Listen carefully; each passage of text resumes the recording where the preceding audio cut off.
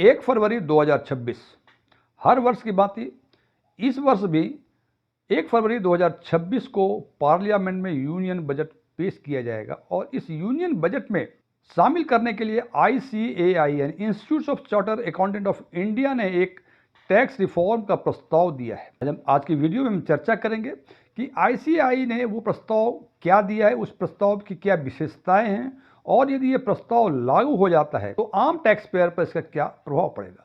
मैं DM झा, आप देख रहे हैं स्टोन टैक्सपेयर चैनल। यदि इस वीडियो से आपको कोई नई जानकारी मिले या ये वीडियो आपको पसंद आए, इसको लाइक करें, अपने फ्रेंड्स के साथ शेयर करें, कमेंट बॉक्स में यस लिखें। और यदि आपको लगे कि इस वीडियो में ऐसी कोई नई जानकारी नहीं है जो पहले से आपको नहीं पता थी या ये वीडियो ही आपको पसंद ना आया हो, कमेंट बॉक्स में नो लिखें।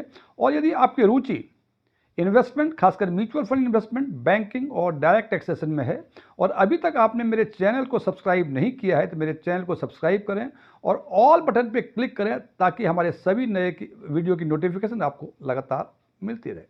तो सबसे पहले हम बात करते हैं कि ICAI ने वो कौन सा प्रस्ताव दिया है। इस प्रस्ताव का नाम है joint income tax return for married couples. मैं फिर रिपीट कर रहा हूं, इस प्रस्ताव का नाम है जो ICAI ने मिनिस्ट्री ऑफ फाइनेंस को फॉरवर्ड किया है, उस प्रस्ताव का नाम है joint income tax return for married couples.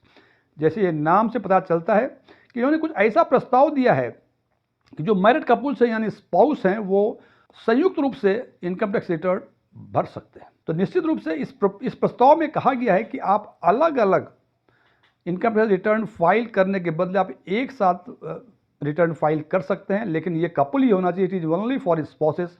ये नहीं कि पिता पुत्र, माँ बेटा या कोई और भी दो आदमी एक साथ भर सकते हैं, ये व्यवस्थाएं उसमें नहीं है।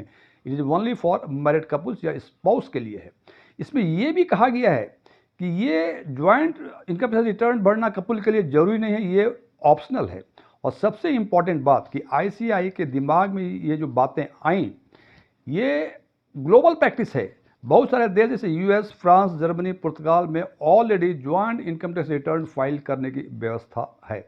और joint income tax return file यदि पार्लियामेंट में पेश किया गया और ये पास हो गया तो उससे उन हाउस होल्ड को फायदा होगा जिस हाउस होल्ड में सिंगल अर्नर है, यानी वाइफ हस्बैंड में से कोई एक ही नौकरी करते हैं या नौकरी दोनों ही करते हैं लेकिन दोनों के सैलरी में काफ़ी अधिक का डिफरेंस है। इनकम डिस्ट्रीब्यूशन जो है काफ़ी डिस्पैरिटी है उसमें।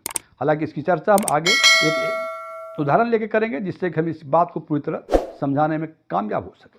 इसके साथ साथ ICAI ने एक टैक्स स्लैब का नया प्रस्ताव भी दिया है। उस प्रस्ताव पे आगे चर्चा करने के पहले सबसे पहले देख लेंगे न्यू टैक्स रिजीम में जो पुराना टैक्स प्रपोजल, जो टैक्स स्लैब्स का रेट है वो क्या है। वो है कि यदि आपकी इनकम 4 लाख रुपए तक है तो आपको कोई टैक्स नहीं लगेगा। 4 लाख से अधिक और 8 लाख तक यदि है तो 5%, 8 लाख से 12 लाख तक यदि है तो 10%, 12 से 16 लाख तक है तो 15%, और 16 से 20 लाख है तो 20%, 20 से 24 लाख है तो 25%, और 24 लाख से अधिक यदि है तो 30% की टैक्स आपको देना पड़ेगा। ये पुरानी व्यवस्था है। और इस प्रस्ताव में जो ICAI ने नया प्रस्ताव दिया है उस प्रस्ताव में कहा गया है कि यदि 8 लाख तक की ज्वाइंट हाउस होल्ड की इनकम यदि 8 लाख रुपए तक है तो कोई टैक्स नहीं, 8 से 16 है तो 5%, 16 से 24 है तो 10%, 24 से 32 है तो 15%, 32 से 40 है तो 20%, 40 से 48 है तो 25%, और 48 लाख से यदि अधिक है तो 30% का टैक्स पेएबल होगा। अब इन दोनों ही को, एक जो already existing income tax slab है और जो प्रस्तावित किया गया है for joint income tax return के लिए, इस दोनों को ध्यान से देखें तो इस दोनों प्रस्ताव में कोई डिफरेंस नहीं है। केवल एक ही डिफरेंस है कि हर फिगर को दुगना कर दिया है, बिकॉज पहले वो इंडिविजुअल टैक्स का था, ये प्रस्ताव जो है ये ज्वाइंट इनकम टैक्स का है। इसीलिए केवल 4 का 8, 8 का 16, 16 का 32 इस तरह से कर दिया गया। तो जनाब चूंकि वहाँ एक आदमी का था 4 लाख तो यहाँ 2 आदमी फाइल कर रहे हैं, इसलिए इनका बेसिक एग्जाम्पशन लिमिट दोगुना कर दिया गया और उसी हिसाब से जो इनकम टैक्स का रेंज है उसको भी बढ़ा दिया गया है। अब सबसे इंपॉर्टेंट, जैसे मैंने कहा था कि आखिर इस ज्वाइंट इनकम टैक्स रिटर्न को लाने से फ़ायदा क्या होगा, तो मैंने बताया था कि यह फ़ायदा केवल उनके लिए है, उस हाउस होल्ड के लिए है जिसमें सिंगल अर्नर है या अर्नर तो दोनों हैं लेकिन दोनों में जो इनकम डिस्ट्रीब्यूशन की डिस्पैरिटी काफ़ी अधिक है।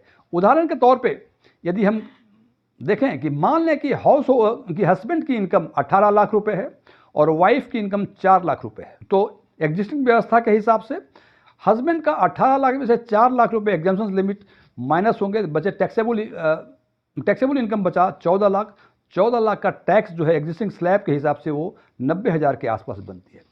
वाइफ का यदि देखें तो वाइफ की इनकम 4 लाख है, तो 4 लाख में से 4 लाख एग्जाम्पशन में हो गए, तो कोई टैक्सेबल इनकम नहीं बची, तो इसको कोई टैक्स पेबल नहीं होगा। तो इस फैमिली का वाइफ हस्बैंड का टोटल इनकम हुआ 22 लाख रुपए और टैक्स देना पड़ा उनको 90,000 रुपए, जो एग्जिस्टिंग प्रोविजंस हैं उसके हिसाब से। अब बात करते हैं कि आईसीआई ने जो नया प्रस्ताव दिया है वो बजट में इंक्लूड कर लिया जाता है, पार्लियामेंट में पेश कर दिया जाता है और पास कर लिया जाता है, तो उस व्यवस्था में, उस स्थिति में टैक्स पेबल कितना होगा। तो यहाँ भी हम देखते हैं हस्बैंड का 18 लाख, वाइफ का 4 lakh, total income house hold का 22 लाख। अब 22 लाख में से चूंकि ज्वाइंट इनकम रजिस्टर्ड जो नया प्रस्ताव है उसमें एग्जाम्पशन लिमिट 4 से बढ़ा के 8 लाख कर दी गई है, यानी दोगुना कर दी गई है। तो यहाँ भी 22 लाख में से 8 लाख रुपए एग्जाम्पशन में घट जाएंगे, तो बचेंगे टैक्सेबल इनकम 14 लाख। यही टैक्सेबल इनकम 14 लाख जो एग्जिस्टिंग प्रोविजंस है उसके उस व्यवस्था में भी दिख रही थी, लेकिन टैक्सेशन का डिफरेंस है। पहले 14 लाख पे 90,000 टैक्स देना पड़ रहा था, और यदि नई प्रस्ताव ये पारित हो जाते हैं यदि ये, तो इस 14 लाख पे 30,000 रुपये का ही टैक्स देना पड़ेगा। फ्रेंड्स, मैं फिर रिपीट कर रहा हूँ, ये ICAI ने यानी institute of chartered accountant of India ने प्रस्ताव दिया है टैक्स रिफॉर्म का। सबसे पहली बात कि वित्त मंत्रालय इसको माने और इसको पार्लियामेंट में पेश करे, और दूसरी स्थिति यदि पार्लियामेंट में ये पास हो जाता है तब ये व्यवस्थाएं लागू होंगी। फ्रेंड्स, वीडियो क्लोज होने के पहले मैं कुछ डिस्क्लेमर दे दूं कि मैं कोई टैक्स कंसल्टेंट नहीं हूं, न ही मैं कोई CA हूं।